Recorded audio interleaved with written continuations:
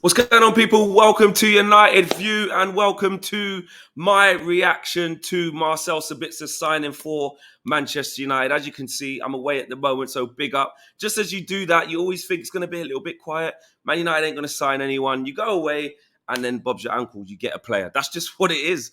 Shout out to KG holding down the fort. He's been in the press conference earlier on as well. I gave him the keys. That's what it is. And shout out to Owen as well, holding down the fort, and everyone else at UV as well. And you know you're going to get videos from me as well, no matter what. Marcel Sabitzer, man. Do you know what?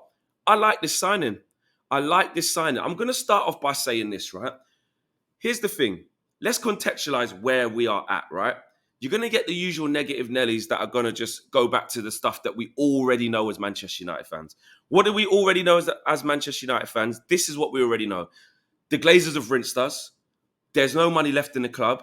And that this January, all we can afford is loans. We know that. The Glazers are in the process of selling the football club. And whilst we're in the process of selling the club, we're going to be strapped for cash. Do we like it? No. Have we hated it since 2005? Yes. Have we been campaigning against the Glazers? Yes. And does it look like we're finally going to get what we want to happen, which is the Glazers to sell the football club and us to be in better hands? Yes. Is this ideal, signing emergency loans on the last bit of deadline day? No, it's not. Is it ideal going into January? No, looking at the likes of Arsenal, looking at the likes of Chelsea, who got a new owner in place and a new backing and a new vision, spending money left, right and centre. Is it ideal that they're doing that and we're not? No, it's not. Is it ideal that even Liverpool could afford the best part of 40 million or 35, 37 million, whatever it is, for Cody Gakpo and we couldn't? No, it's not. I don't like it more than the next man or woman or child does, yeah? But what's the point in carrying on going back to, oh, this is the Glazers, we know that already. Let's talk about the here and now. Because actually, I tell you what, I'm going to get to Marcel Sabitzer in a minute because I was just thinking about all of this while I've been away. And I'm like, do you know what? Thank God we got Erik ten Hag. Thank God we got Erik ten Hag. And you know what? Yeah, I'm not. The Glazers don't deserve credit for this. That's the first. The Glazers don't deserve credit for this. But Erik ten Hag deserves credit for this, and the people who make the immediate decisions around the club to actually trust ten Hag, they do deserve the credit because I tell you what, we need this type of player. It shouldn't be in this mold. It shouldn't be last minute stopgap. You know, Wout Weghorst, same thing. That shouldn't be the case. But that's not Erik ten Hag's fault. The reason why the club's in a mess is not Erik ten Hag's fault. All Erik ten Hag can do, with essentially two hands tied behind his back, is what he's doing. He's doing the absolute maximum. I'll say more than the maximum. I'd say more than blood out of a stone with this squad. And then to get hit with injuries, long-term injuries to Donny van de Beek and now Christian Eriksen, even Scott McTominay, whether he's been featuring or not. The only two fit senior midfielders we've got are Casemiro and Fred. Okay, cool, they're wicked for Brazil. But at the end of the day, we need players. And to go out and get someone like Marcel Sabitzer, actually, I think is really good business considering the position that we're in, which we shouldn't be because of the Glazers, etc., like all the things I've just said. But what's the point of me coming on a video and moaning about the Glazers? We've done that. People are looking to buy the club. The club's up for sale. We know that already. So, yeah, there's going to be other people that are just going to just do the moaning thing. But me personally, I see it different. I see it as I've already exhausted every single bit of emotion I've got about the Glazers. And whilst they're a prominent figure in terms of we should never not talk about them, I get that to a certain extent. But I feel like in this instance, I think it's good to commend Erik ten Hag. I want to put the light onto this manager because, guys, I'm telling you now, we are so lucky to have this guy. The types of players that we've been attracting, which to the outside may not look like glamorous names and etc., but they're exactly what we need considering the constraints that are on our football club. And I don't think another manager would be better suited to do this. And this is coming from someone who at the time I was like, maybe we can get Poch, or maybe I don't mind Poch or ten Hag. They're both the same ilk. How wrong was I? I'll admit that because I know people are going to comment, are going to say, well, you wanted Poch or you didn't mind. I love Erik ten Hag and I love what he's done for this football club. But Marcel Sabitzer, what would he give us? Well, to be honest with you, he can play such a variety of positions. Under Nagelsmann at RB Leipzig, he's played everywhere. He's played left wing, he's played right wing, he's played attacking midfield in the 10, he's played as a deeper 6, he's played as an 8. He's literally a multifunctional player. And yes, Christian Eriksen has the silkiness on the ball and fantastic range of passing and keeps us ticking. But I think Marcel Sabitzer gives us something that Christian Eriksen actually doesn't give us, which is legs, which is energy, which is getting about the pitch a little bit better, a lot better actually than the likes of a Christian Eriksen will do. We've seen Christian Eriksen kind of start to fade in games, and sometimes look at his, his physicality side of it. Can he put in a tackle? Does he get bypassed a lot of midfield when the game's getting a little bit on top? Hence why we've seen Fred having to come into the midfield and shore it up. So listen, Christian Eriksen is, I'm not going to say irreplaceable, but is a flipping difficult task to replace halfway through a season. That's for sure. That's absolutely for sure. But if you're going to bring in someone, you want somebody that can do what Marcel Sabitzer does. I'm not going to say he's the best thing since sliced bread, because obviously he's not. But what I will say is that he's a flipping good player. And also what he does give us is that his range of passing is good as well. When he plays from deep, I've seen him be spraying passes. He gets good assists. He's a good striker of the ball. But mainly, I think he can fit into Erik ten Hag's system because he understands the game. He can play at high intensity. High intensity. And for the Premier League, let alone just our team, but for the Premier League, that's what you need. I think the biggest kind of caveat over Eriksen has been, okay, he's silky on the ball, he looks brilliant, he is very important for us, and we don't have another midfielder that can do what he does. But as the game gets on top, when you need to batten down the hatches, when a team's on top of you and you need to show that physicality, that grit, that bite, and that energy to get about the pitch, that's not really where Christian Eriksen's forte is. But Sabitzer can do that. If I look at some of his stats, and this shows you how versatile he is, guys. This is his whole career. He's played 135 games at right wing, 85 games at central midfield, 57 games at left wing, 49 games as a 10. He's even played 39 games as a centre forward. Attacking midfield, he's played 31 games.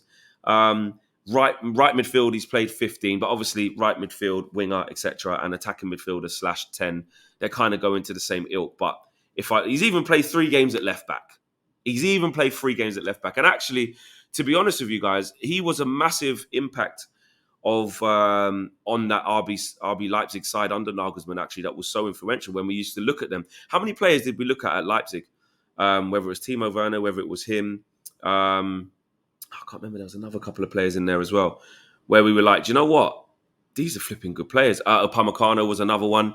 And they were like the up and coming Monaco. They were like the up and coming Ajax of that team that Erik ten Hag had during the transfer during the Champions League, where you went, you know what?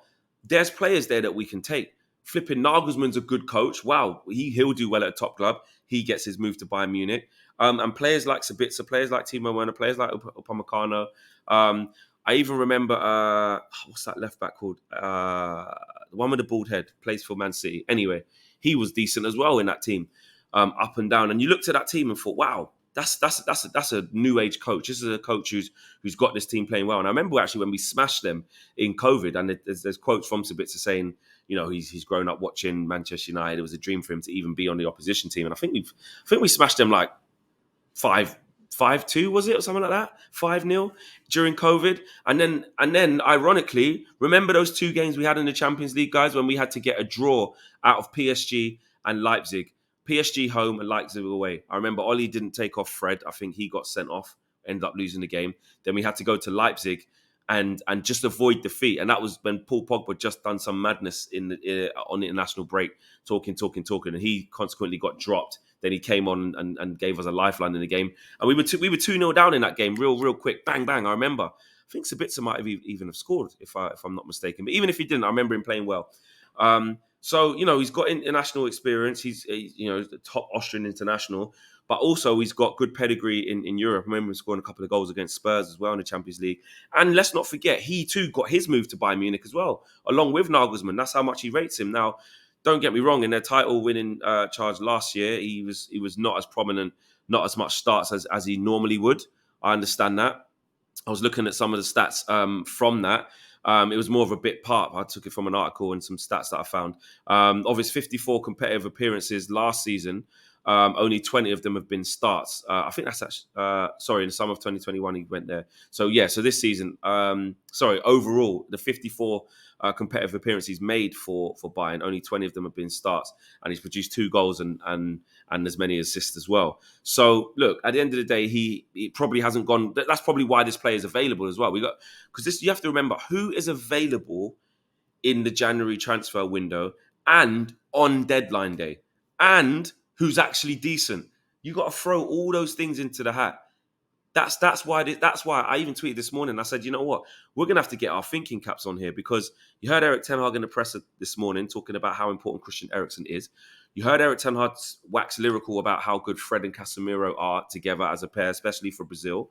But having said all that, I was saying Fred and Casemiro can do a job, but look how many games we've got. There's no Donny van de Beek. There's no Ericsson. There's no Scott McTominay. And even at the best of times, we know with the quality situation when McTominay comes in, it's not what we want. So there's a massive drop off. Sabitzer sorts that out. Obviously, as we know at the time of me recording this, that there is no obligation to buy. There is no buy clause or anything like that. It's just a straight loan. And actually, again, going back to the beginning of the video where I'm talking about the financial constraints of this team and the financial constraints that are upon Erik ten Hag, I think this is a fantastic deal. And I think the people in this deal, and I'm going to label it Erik ten Hag because, like I said, I think this is all him. Yes, John Murtough is going to go and get the deal done, and the people who make the decisions are going to pay his wages and stuff like that, and there should be money there for that. That's another video. But I'm just full of praise for Erik ten Hag to find somebody at that short notice and find somebody actually with the skill set of Sabitzer. You know, again, I'm not going to gas it up and say, this is one of the best midfielders in the world. He's this and he's that. Look, at points of his career, especially under Leipzig when he was in the ascendancy, he was really good. He was one of the standout performers in Europe, you know, one of the standout performers in that really, bright Leipzig team. So I'm not going to gas it up and act like that's still the level. There's a reason why he's available from Bayern Munich. There's a reason why he's available on loan at this short notice, because he's not having the best of times.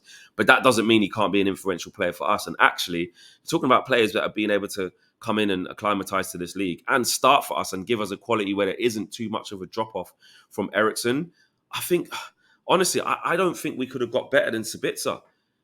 Or along that type of play, along that type of skill set. You're not going to go and get a Jude Bellingham. You ain't going to go and get flipping, loads of people saying Yuri Tillemans, who is in the last 6 months of his deal. We ain't got the money. You can't loan Yuri Tillemans, can you?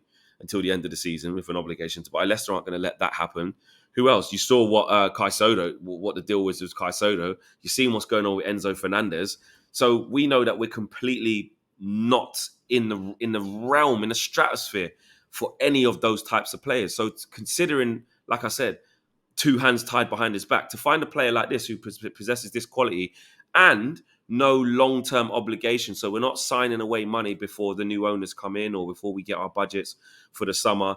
It's calculated, it's measured, and it makes sense. Now, technically, okay, cool. The other side of the coin, which you've got to look at, you could say, I tell you what, if Man United could have always gone for this type of player in this market and gone and got Sabitzer, why didn't we get him on top of having Eriksen fit anyway? Why did it have to be an emergency loan? And I understand that to some point. I do, because actually, if you think about it, the money's there. We've still got to pay Eriksen, and we've gone to get Sabitzer. And we've essentially made our team stronger. But obviously, because Eriksen's out, it's a one-for-one situation. But I think, look, Man United made it very, very clear that they weren't really even going to be in the market. Then the Ronaldo situation happened, and they made it very clear that we've got no money. We've overspent in the summer, of the reasons which I 100% understand. 100% I agree with. We've been on the Glazers' necks for this. We know what's happened at our football club, and we're sick and tired of it. And we've been rejoicing in the fact that actually the process has started to sell the club. That's why, me personally, and this is just me, I've kind of come at it from a different angle, from the manager's perspective of look what Ten Hag's had to walk into. He's been told you're going to get Wout Weghorst at most, and then that's pretty much it. He did say, yeah, we'll look for options. You never know if something comes up, but it's difficult in January. We know that. But I'm not getting blinded. This only happened because Eriksen got injured. If he didn't get injured, we wouldn't be going for Sabitzer. I 100% agree with that. And that's where that is the lasting effect of the Glazers. That is almost, not even almost, it should be, hopefully, if everything goes to plan by April and the club gets sold like we want it to and the Glazers are gone, this should be like the last little bit of Glazonomics where it's penny pinching. We know they've been backed into a corner. They've only got players or allowed money to be available for players on loan only, but because of the injuries that we've had and Ronaldo pissing off. Like, we know that. Technically, this is more Glazonomics. I'm just reluctant to kind of do another video saying this is all on the Glazers as a disgrace. Look at Arsenal. Look at Chelsea. I know that already. I'm bored of that. I'm bored of it. Like, the Glazers are going. I want to focus on the here and now. And other channels and other people may focus on different sides of it, and that's why this thing called the internet, that's why these things called fan channels are fantastic, because you can have a little bit of everything, whether you're on social media or whether you're talking to your friends or whether you're watching content on YouTube or Twitch or whatever it is. It doesn't matter. Whether you watch it, wherever you're watching Manchester United content, you're going to get a little bit of everything. But my personal view has been on, I thought about it and I was like, you know what? Obviously, we know this is on the Glazers, but I was like, you know what? Flipping heck, Erik ten Hag. What a manager. What a manager. Guys, we are lucky to have, let's just rejoice that we've got him. You know what I mean? Look at the signings he's made already. Look at Martinez. Look at Casemiro. Even look at Eriksen. Even though he was tiring towards the end of games and was bringing in Fred and stuff like that. Look how good Eriksen's been for us. Anthony is a prospect and he's getting better. Malacia is a good prospect for a young, raw kid who didn't cost us much money. You know, look at Wout Weghorst, and I'm not saying he's lit the world on fire, but again, he's given us another option in a short-term loan and can fit what we need for now. Look at players that he's improved, like Wan-Bissaka and Fred and Dallo, etc., etc. The list goes on. Luke Shaw. So listen, Marcus Rashford. So I just wanted to use this opportunity to celebrate the manager, because I think he's got not an impossible job, because he's proven it possible, but it looked like an impossible task to get us to where we are in this relatively short space of time. And then also to get us a couple of players under this ownership, which I've touched on already, is difficult. And to get a player of the quality of Marcel Sabitzer, I think that is a top move, considering where we are. Also, there has been a little bit of news on Lyon's central midfielder, Hassim Aouar. And that's interesting, because I remember us being linked with him a couple of windows ago. Arsenal have been linked with him already as well in previous windows. He's always looked like he potentially could come to the Premier League. And the latest on that was from some of the journalists here, and they were saying that this is Jonathan Schrager. He says, Man United have held early discussions regarding the potential loan for Hassim Aouar. However, it is far from being done and currently seems unlikely. Could we dare to dream? Could there be more? Could there be more? I don't know. I don't think there will be. I don't want to push our luck. Like I did touch on, we already are operating under Glazonomics, and hopefully the last window of Glazonomics. And you know what? This also is quite a significant period, a significant window. Because if you think about it, right, this, hopefully, if everything goes to plan, is the last window we'll ever have under the Glazers. Once the new ownership comes in, once we set out our long-term plan, once we've got our budgets for the summer, we're hoping that this happens in that time frame. Once all those things happen, we should be able to be getting our long-term targets and spending big money on the likes of Victor Osimhen or Harry Kane or whoever, Vlahovic or whoever it's going to be. Frankie de Jong again, or put in another bid for Jude Bellingham, which I've seen Samuel Luckhurst talking about, that Man United aren't finished there. They potentially want to go back for him. Basically, in the summer, being able to get the big players, not the stopgap players. We want to stop being stopgap FC. And actually, hopefully, this should be quite a poignant moment to say, you know what, 31st of January, it's the last Glazer transfer window. Let's hope it is, because we know what we're facing if it's not. So yes, there you go. Marcel Sabitzer, here we go. Owen covered it earlier on.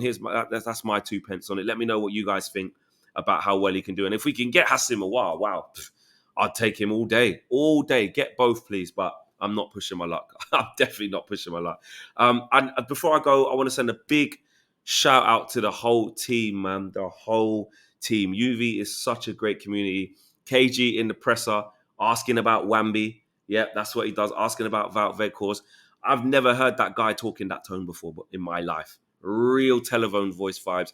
Why can't he be that? Why can't KG be that polite to me? Do you know what I'm saying? You seen the way he talks to me. Look how he speaks to Erik. Oh, hi, Erik. If Wan-Bissaka, shut up. But no, I love it, man. My guy's living his dreams. I'm away for a little while, for a week. And to see him, go there and it be so seamless, him and Josh, it just shows you what a great channel we've got, what a great community. You guys are going to see more of Mina as well, more of Marcel, more of DJ, more of Paolo, more of Louis, more of Haley, more of everyone. So big up to everyone who's part of it, more of Cam as well. And we're building in the right direction. Kenny's doing great things as well. So a big thank you to all of you guys for enjoying the content. And smash a like on the video, subscribe to the channel if you are new, and let me know your thoughts in the comment boxes below. Is Sabitzer a good move? Are you? And actually, just before I go, it isn't all about what I think. My thing is to not come on here and I can't be bothered to blame this on the Glazers and do that. Oh, da, da, da, da. How do you guys feel about it? Am I being too lenient? Do you feel like, no, Flex, you're forgetting that this is the reason why we're in this? Or do you agree with what I'm saying? Do you agree with the fact that, we know what the Glazers have done to the club? We know where the club's trying to go. And actually, our manager deserves massive credit for operating under these constraints. Let me know. I'm out of here. Take care. Peace.